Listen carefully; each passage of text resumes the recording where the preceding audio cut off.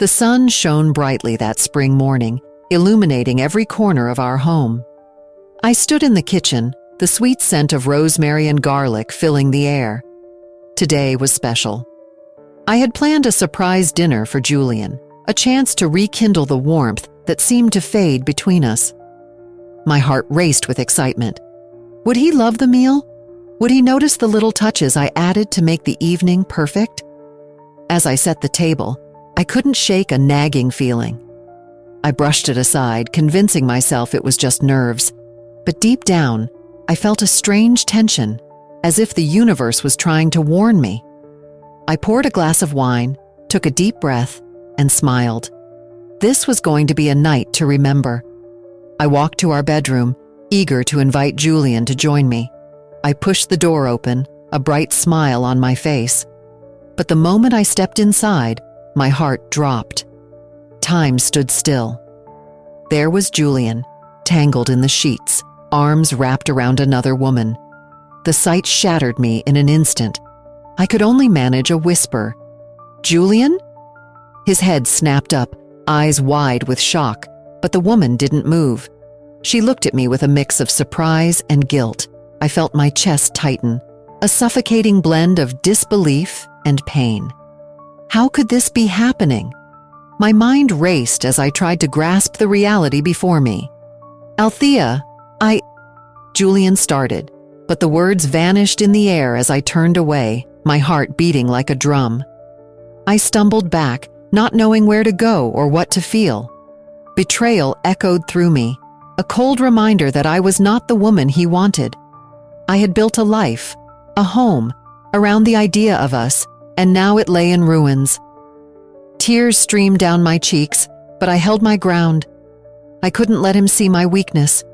I took a deep breath, channeling every ounce of strength I had left. "How long?" I managed to ask, my voice trembling but firm. Julian hesitated, then smirked, the kind of smile that twisted the knife deeper. "It doesn't matter, Althea. You can't keep me from what I want." His words were like ice, chilling my heart further. I stood there, paralyzed by shock and hurt. The man I loved was standing before me, but he was not the man I thought I knew. "You think this is a game?" I shot back, my anger rising. "You've played with my heart, my trust. Do you even care?" He shrugged, his indifference cutting deeper than any knife. "You've always been so naive. It was never about you. It was about what I wanted." His words hung in the air, heavy and suffocating. I felt a world of hurt crashing down around me, and all I could do was stand there, reeling from the truth. I wanted to scream, to throw something, to make him feel the pain he had caused me. But instead, I felt a strange calm settling over me. I was not going to let him have the power to break me. "You don't get to decide my worth," I said, my voice steadier now. "I see you for who you really are." He chuckled, a cruel sound that echoed in the silent room. "You'll come back, Althea. You always do." With that, he turned away, leaving me standing among the shattered pieces of our life together. As I looked around the room, memories flooded my mind. Happy moments twisted into painful reminders. I had been a pawn in his game, but no more.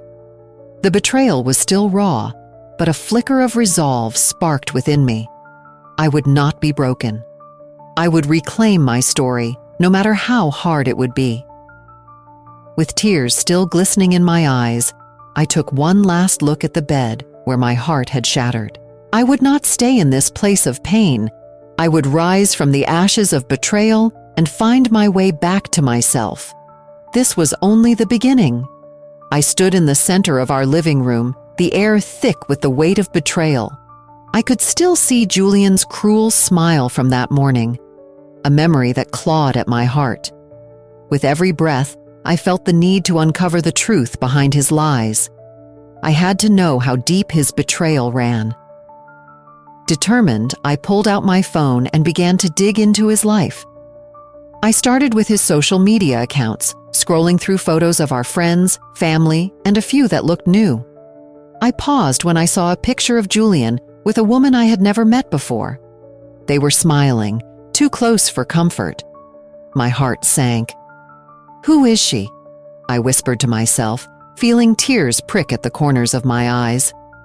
I took a deep breath, trying to calm the storm inside me. I opened my laptop and started searching. I looked for anything that could reveal the truth. I found a few articles in the local news about a charity event he never mentioned. As I read, I stumbled across a name. Sarah. Sarah, I repeated, writing it down in a notebook. I felt like a detective, piecing together a puzzle I never wanted to solve. Flashbacks flooded my mind. I remembered the times when Julian would come home late, always with an excuse. I was caught up at work, he'd say, his eyes darting away from mine. Back then, I trusted him. I thought he would never lie to me. Now, those moments felt tainted. "Althea, stop," I told myself. I needed to focus. I couldn't let anger take control. I refused to be a victim in my own story. I had to reclaim my narrative.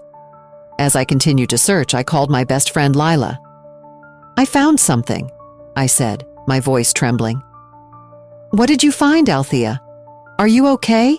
she asked, her concern evident. "I think Julian is seeing someone else. I found a picture of him with a woman named Sarah," I replied, my heart racing. There was silence on the other end. "Are you sure? It could be innocent." "Innocent?" They looked too close. "I need to find out more," I said, frustration bubbling inside me. "Be careful, Althea. You don't want to get hurt more than you already are," Lila warned. "I know, but I can't just sit here and pretend everything is fine. I need to know the truth." After hanging up, I felt a new kind of determination. I decided to confront Julian. I had to know if the woman in the picture was the same one I'd seen him with that morning. The next day, I found myself standing by the door, my heart pounding like a drum.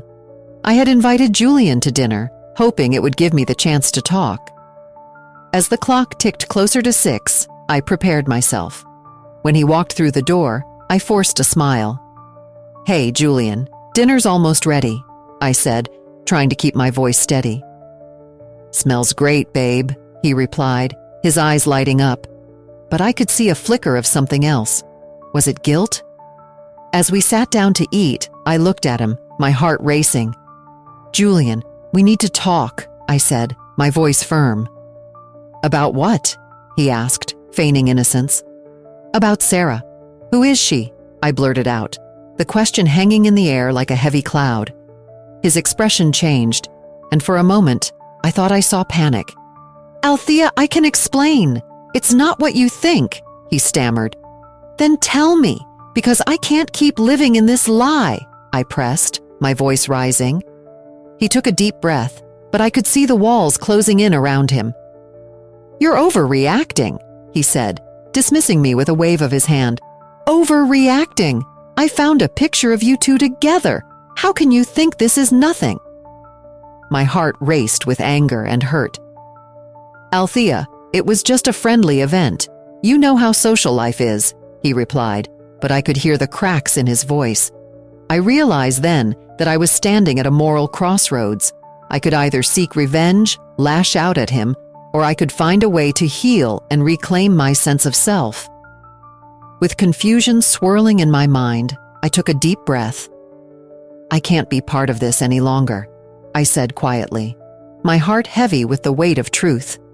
As Julian's face fell, I felt a flicker of hope within me. I was finally ready to face whatever came next. As the weeks passed, I felt a shift within me. I was no longer the woman who stood in shock at the sight of Julian with another woman. My anger, once a raging fire, had cooled into a quiet resolve. I began to think not only of what had happened, but of what I would do next. I was done being a victim in my own life. Julian decided to host a dinner. He called it an olive branch, but I knew better. It felt more like a trap than a gesture of peace.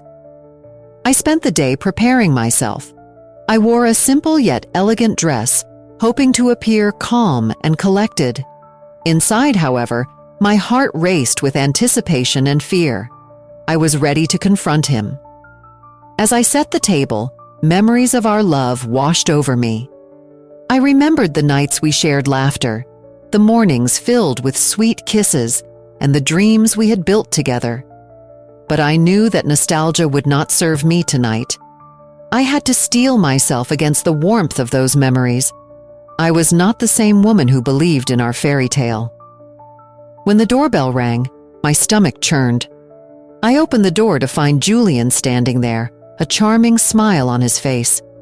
It was the same smile I had fallen in love with, but now it felt like a mask hiding the truth. "Althea, you look beautiful," he said, stepping inside.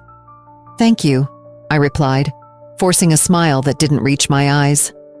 "Let's eat."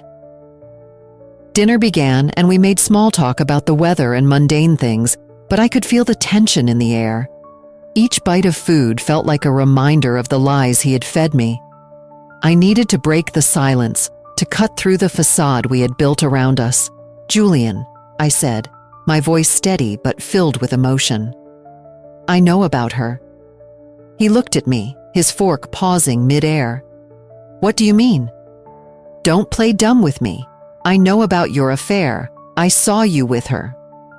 The words came out sharper than I intended, but I refused to apologize for my anger. His expression shifted, surprise morphing into a smirk. "You were never supposed to find out, Althea. I thought you were too busy with your own life to notice." "Busy with my life? Is that what you think?" I leaned forward, my heart pounding. "You think I didn't see the signs? You think I didn't feel the distance growing between us?" He shrugged, his indifference infuriating. "It was just a fling. You should have focused on us instead of getting lost in your world." His words hit me like a slap. "You think I was the one lost? You were the one who threw everything away." The anger bubbled up inside me, but I fought to keep my voice calm. "I deserve better than to be treated like a fool, Julian." Silence filled the room. The clinking of cutlery against plates faded away, replaced by the weight of what I had just said. I felt a surge of liberation wash over me. I was finally taking back my voice. "I loved you," I continued, my voice stronger now. "I trusted you, and you threw that away for a momentary thrill. I won't let you manipulate me any longer." His expression softened, but it was too late. He had shown his true colors, and I could see through the cracks in his charm. "Althea, No," I interrupted, holding up my hand. "I don't want to hear your excuses. I deserve honesty, and you've given me nothing but lies." The stunned silence that followed was both liberating and terrifying. I had exposed his betrayal, and in that moment, I reclaimed my power. I was no longer a pawn in his game. I was my own person, capable of facing the truth, no matter how painful. "Are you done?" he finally asked, his voice dripping with sarcasm. "I am just getting started," I replied, standing up from the table. "You can keep your empty apologies. I deserve better than what you can offer." I walked away, my heart racing but my spirit soaring. I had taken the first step in my transformation, and there was no turning back. Tonight marked the beginning of a new chapter, one where I would no longer allow betrayal to define me. I was ready to embrace the woman I was becoming, strong and unyielding. As Julian stood in the doorway, his features carved with indifference, I felt the weight of his words settle over me like a heavy blanket. "I'm leaving, Althea. This isn't working anymore." The calmness in his voice pierced through the chaos swirling in my mind. I had expected anger, perhaps a plea for understanding, but instead, I was met with this chilling farewell. "Is that it?" I asked, trembling. "You just walk away, after everything?" I wanted to scream, to shake him, to make him feel the pain he had caused me, but I found myself standing still, caught in the moment. He shrugged, his expression unchanging. "What do you want me to say? I'm done."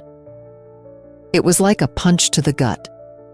I had braced myself for a storm of emotions, for passion and confrontation, but this indifference cut deeper than any fight could have.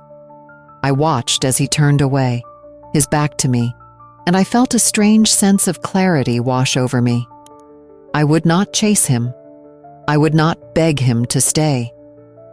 As the door clicked shut behind him, silence enveloped the room. The chaos that had consumed my thoughts began to settle. I took a deep breath, trying to process what had just happened. I felt an unsettling mix of emotions. Part of me wanted to scream, to curse him for leaving me in this state of confusion, but another part of me recognized something I hadn't seen before. I didn't want revenge. I wanted freedom. I sank down onto the couch, my hands trembling as I clutched the fabric. "What now?" I whispered to myself. The room felt empty, but for the first time, I could hear my own thoughts clearly. I began to reflect on my life, on the woman I had been before Julian's betrayal shattered my world. "Althea," I muttered, "you are stronger than this." As I sat there, I realized that the betrayal had ignited something within me. It was as if a flame had been lit where I had thought only ashes remained. I was not just a victim of his lies, I was a survivor. I had the power to shape my future, to reclaim my life, and to discover who I truly was without him. Standing up, I walked over to the window. The sun was beginning to set, casting a warm glow across the room. I could see the world outside moving on, people bustling about, living their lives. In that moment, I felt a rush of determination. I wanted to be part of that world again. "Time to rediscover yourself, Althea," I said aloud, a newfound resolve flooding through me. I didn't know what the future held, but I knew one thing. I would not let Julian's betrayal define me. I picked up my phone and scrolled through my contacts. There were friends I hadn't seen in ages, people I had neglected while I focused on my marriage. I hesitated for a moment, but then I tapped a name. "Hey, Maya, it's me," I said when she answered. "Can we meet up? I could really use a friend right now." "Of course, what's going on?" she asked, concern lacing her voice. I took a deep breath, feeling lighter already. "I'll tell you everything when I see you. I need to talk." As I ended the call, I felt a spark of hope. I was beginning to envision a life beyond Julian, one filled with self-discovery and personal empowerment. No more living in the shadow of betrayal. I wanted to embrace the strength that had been awakened in me. I stared out the window once more, now filled with a sense of anticipation. Tomorrow would not be easy, but it would be mine. I was ready to step into the light and leave the darkness behind. The echoes of betrayal would transform into the powerful lessons of self-worth, guiding me towards a new beginning. I took a deep breath as I entered my small studio, the familiar smell of paint and canvas wrapping around me like a warm blanket. It had been a while since I had allowed myself to indulge in the things I loved. The echoes of betrayal still lingered, but I was ready to drown them out with color and creativity. I set my easel in front of the large window, the sunlight filtering through the glass and illuminating my workspace. "Maybe I can create something beautiful from this pain," I whispered to myself. I picked up my brush, dipped it into a vibrant blue, and began to paint. Each stroke felt cathartic, a release of the emotions that had been bottled up inside me. I thought about the person I used to be, the Althea who found joy in art, who loved to hike through the woods, who laughed freely with friends. I missed her. Later that week, I decided to reach out to my friends. I texted Emma, my closest ally during this storm. "Hey, I'd love to catch up. Want to go hiking this weekend?" Her reply came quickly. "Absolutely, I've missed you. Let's hit the trails." As the weekend approached, I felt a flutter of excitement in my chest. I hadn't spent time outdoors in ages. The thought of breathing fresh air and reconnecting with Emma filled me with warmth. When Saturday arrived, I laced up my hiking boots and stepped outside. The sun shone brightly and the air was crisp. Emma greeted me at the trailhead, her smile wide and welcoming. "Althea, you look amazing!" she exclaimed, pulling me into a tight hug. "Thanks. I'm trying to feel amazing," I replied, a hint of laughter in my voice. We started our hike, the sound of our footsteps crunching on the gravel path, accompanied by the cheerful chirping of birds. As we walked, we talked about everything: our favorite movies, memories from college, and even the new recipes we wanted to try. For the first time in a long while, I felt light. "Can I ask you something?" Emma said, glancing at me. "Of course," I replied, curious. "Are you okay? I mean, really okay?" I paused, taking a moment to reflect. "I'm getting there. It's a process, you know. Some days are harder than others, but I'm learning to find joy again." Emma nodded, her expression softening. "You're stronger than you think, Althea. It's okay to feel vulnerable. It doesn't mean you're weak." Her words resonated with me. I realized I had been afraid to show my vulnerabilities, thinking they would make me less strong. But maybe, just maybe, embracing both my strength and my vulnerability could lead me to a brighter place. As we reached the summit, the view took my breath away. The sprawling landscape stretched out before us, bathed in golden sunlight. I felt a surge of gratitude for this moment, for the beauty surrounding me, and for the friendship I was rebuilding. "Look at that," Emma pointed to the horizon.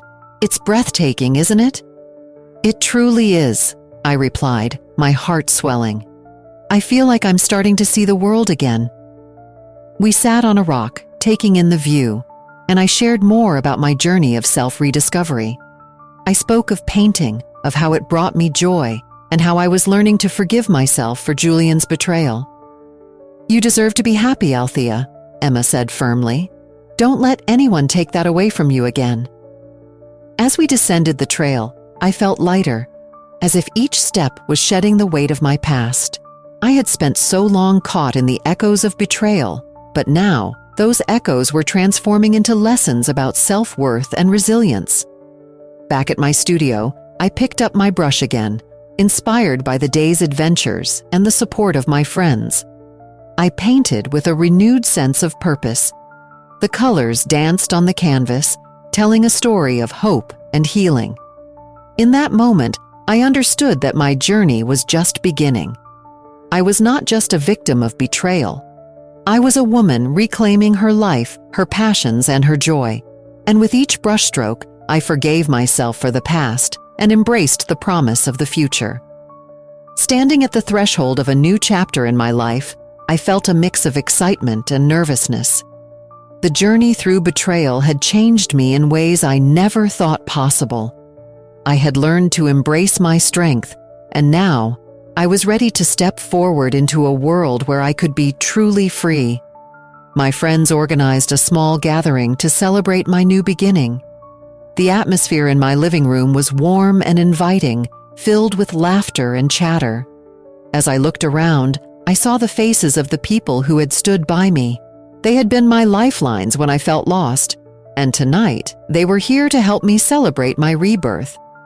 "Althea, you look amazing!" my friend Mia exclaimed as she hugged me tightly.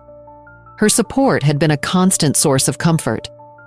"You've come so far since, you know." "Thanks, Mia," I replied, feeling a blush creep into my cheeks. "It's been a journey, but I finally feel like myself again." The evening unfolded with stories and laughter, and I found myself relaxing more than I had in months. I poured wine for everyone, and as we raised our glasses, I felt a wave of gratitude wash over me. "To new beginnings," I announced, my voice strong and clear. "To new beginnings," they echoed back, their smiles brightening the room. As the night wore on, I caught up with old friends and made new connections. One of them, a guy named Ethan, caught my attention. He had a kind smile and an easygoing nature that made me feel at ease. We found ourselves chatting in a corner, our voices soft amidst the laughter of the party. "I've heard a lot about you from Mia," he said, leaning closer. "She told me you're quite the artist." I laughed lightly, feeling a flutter of excitement. "I try to be. It's something that brings me joy. What about you? What do you do?" "I'm a photographer," he replied, a spark in his eye. "I love capturing moments, especially the ones that tell a story." "That sounds amazing," I said, genuinely interested. "I think art has a way of expressing feelings that words sometimes can't." He nodded, and our conversation flowed easily. We shared stories about our creative passions, and for the first time in a long while, I felt a connection that wasn't tied to my past. I realized that love and friendship could exist without the shadows of betrayal looming overhead. As the evening continued, I found myself surrounded by laughter and warmth. The celebration felt like a reminder of how far I had come. I no longer defined myself by Julian's betrayal. Instead, I was becoming my own person again. Later, as the gathering began to wind down, Mia pulled me aside. "Althea, I'm so proud of you. You've turned your pain into something beautiful." "Thank you, Mia. I couldn't have done it without your support," I replied, feeling a swell of emotion. "I've learned that the best revenge against betrayal is to thrive." "Absolutely," she said, her eyes shining with understanding. "You're proving to everyone that happiness is possible, even after the darkest times." As I stood there, surrounded by my friends, I felt a sense of peace wash over me. The echoes of betrayal had transformed into lessons of resilience. I realized then that I was ready to embrace whatever came next, whether it was new friendships or the chance to fall in love again. As the last guests left and the door closed behind them, I took a moment to reflect. The warmth of the evening lingered in my heart. I had not just survived, I had begun to flourish. I knew now that my journey was just beginning, and I was excited to see where it would take me. With a smile on my face, I whispered to myself, "This is only the start." Share this story if you believe that resilience can lead to beautiful new beginnings. Leave a comment about a moment when you embraced change and how it transformed your life. Don't forget to subscribe for more inspiring stories like this one.